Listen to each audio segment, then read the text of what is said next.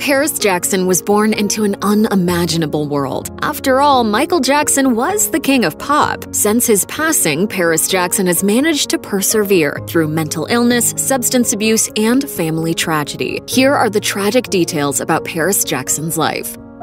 As a child, Paris didn't have a relationship with her biological mother, Debbie Rowe. According to ABC News, Michael Jackson's ex-wife had, quote, almost no contact with Paris and her eldest brother, Prince, for nearly a decade. It was something Rowe chose voluntarily. She gave up custody during the divorce in 2000 and relinquished parental rights during a separate hearing in 2001. In the midst of the latter, the mother of two told the court, quote, "They're his kids. They are not my kids," Rowe revealed to ABC News. "I did it for Michael Jackson to become a father, not for me to become a mother. You earn the title parent. I have done absolutely nothing to earn that title." That sentiment didn't last forever. According to ABC News, Rowe planned to seek custody of the kids in 2009. Extra uncovered alleged emails in the month after Michael's death, however, where the mom of two supposedly revealed that she didn't actually want custody. Rather, she didn't want to, quote, look like the woman who gave away her kids and just forgot about them. According to People, Paris and Rowe only publicly reconciled in 2013. The legendary king of pop, Michael Jackson, passed away on Thursday, June 25th, 2009 at 2:26 p.m.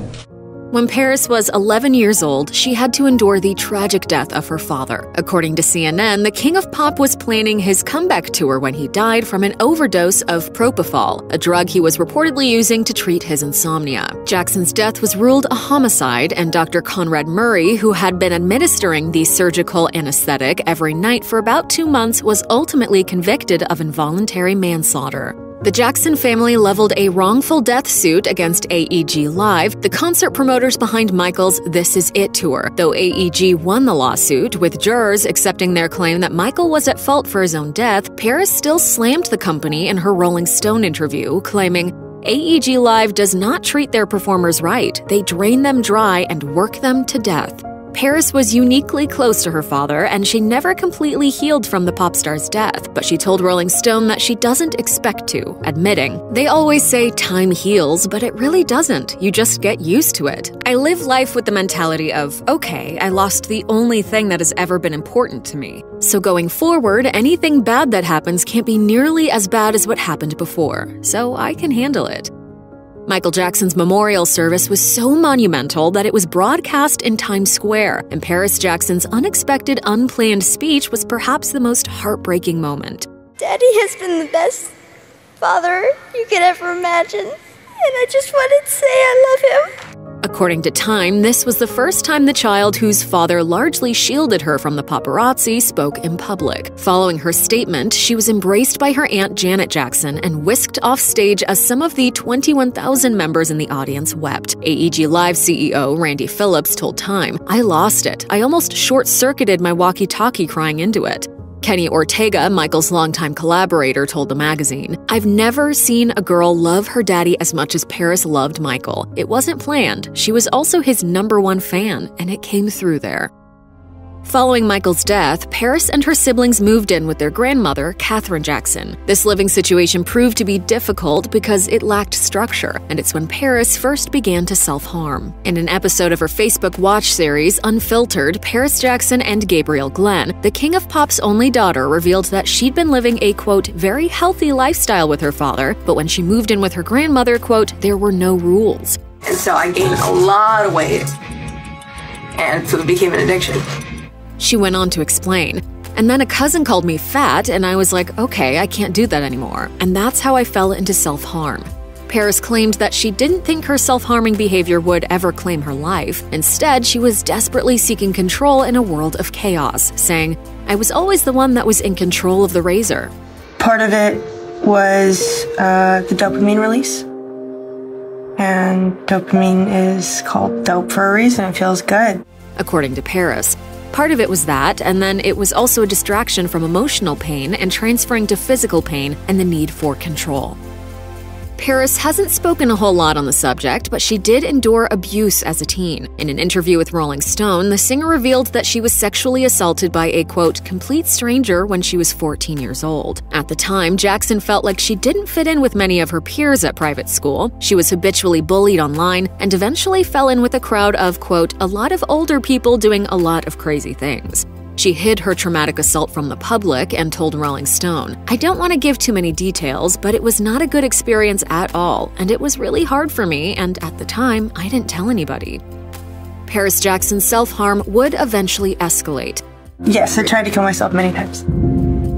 In 2013, Paris was 15 years old and in the midst of major depression and a drug addiction. She cut her wrists and took 20 pills of Motrin and was sent to the Diamond Ranch Academy, a therapeutic school in Utah shortly thereafter. Paris told Rolling Stone, it was just self-hatred, low self-esteem, thinking that I couldn't do anything right, not thinking I was worthy of living anymore. According to the Daily Mail, who parsed through reports from The Sun and the New York Post, this was not an easy road for her. Paris's family allegedly feared that she'd relapse amidst her father's wrongful death suit, especially if she had access to Twitter and the internet. Paris told Rolling Stone that her time in Utah seemingly helped, saying, it was great for me. I'm a completely different person. I was crazy. I was actually crazy. I was going through a lot of, teen angst. And I was also dealing with my depression and my anxiety without any help. 3 years later, though, Paris seemed to have a different opinion. The problems that I went there with got fixed, but I left with way more than I came there with. Paris has been on the mend despite tabloid reports that surfaced in 2019, shortly after the release of HBO's documentary Leaving Neverland. According to Billboard, the singer, who has adamantly maintained her father's innocence, brushed off claims by TMZ that she had been hospitalized following an attempt on her own life, tweeting, lies, lies, lies, OMG, and more lies. Strangely enough, this was aimed at Real Housewives of New York's Bethany Frankel, who reacted to TMZ's alleged false report with, we are the product of our parents' unresolved issues. Both Jackson and Frankel's tweets have since been deleted, and a source told Billboard that while Jackson did receive medical treatment, it was not for a suicide attempt. Paris was reportedly estranged from her mother for more than a year when the pair reconnected in July 2016. Unfortunately, it wasn't under the best circumstances. Debbie Rowe had been diagnosed with breast cancer, and it was the fear of losing another parent that allegedly brought the pair together. According to TMZ, Jackson reached out to Rowe ahead of her surgery with a digital olive branch, a simple I love you text. This opened up the doors, and according to People, Jackson stuck by her mother's side throughout treatment, even posting a photo on Instagram kissing Rowe's head. She captioned it, I'm a fighter because she's a fighter. Love you, Mom. Rowe, who had her last round of chemotherapy treatment in early 2017, told Entertainment Tonight that Jackson had been her, quote, rock. She's amazing.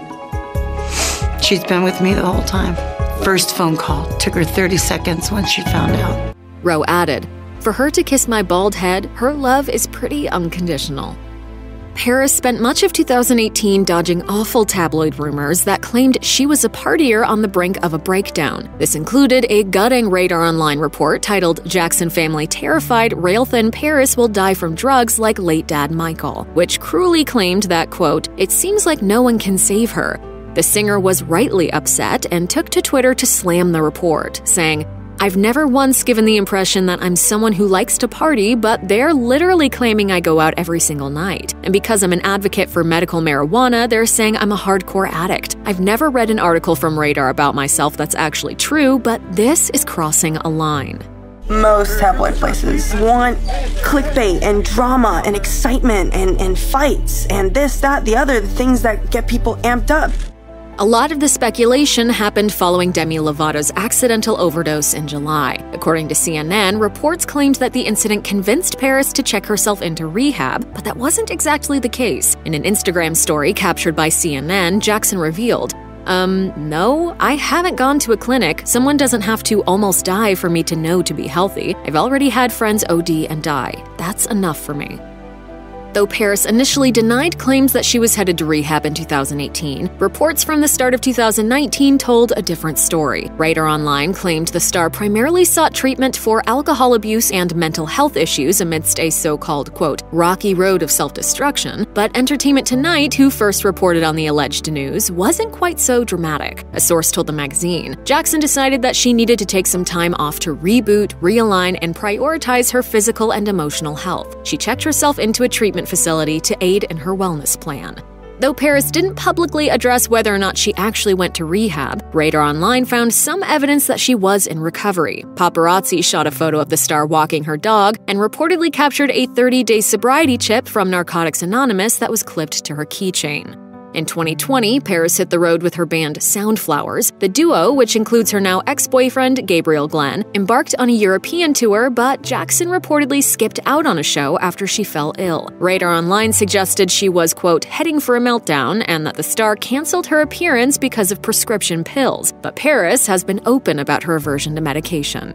I'm not a fan of medications, and it just kind of clouded my third eye. She went on to explain, for me, my depression comes in waves, so even though the lows are unbearably low, I would still rather that than nothing. Paris hasn't exactly had an easy life. That's just the price of being Michael Jackson's daughter. In an episode of Unfiltered, the singer revealed that her past trauma is what drives her to create, and it's led her to the family business, saying, whether it was him passing or all the that has happened to me in my life, if I don't talk about it or if I don't put it in the music, it's going to completely ruin my life and it's going to own me. Today, Paris seems like she's stronger than she's ever been, and it's impossible to argue that the little girl who gave that speech at her dad's memorial service wasn't strong to begin with. Even so, she's still human, and she still finds self-acceptance hard. During an episode of Unfiltered, Paris revealed that she, quote, struggles to accept herself, and it's always a work in progress, saying, I want to influence self-acceptance and courage and being comfortable in your own skin. I'm just working on content. Trying to just be content. Baby steps, you know. Self-love is hard. If you or anyone you know is having suicidal thoughts, please call or chat online with the National Suicide Prevention Lifeline at 1-800-273-TALK-8255.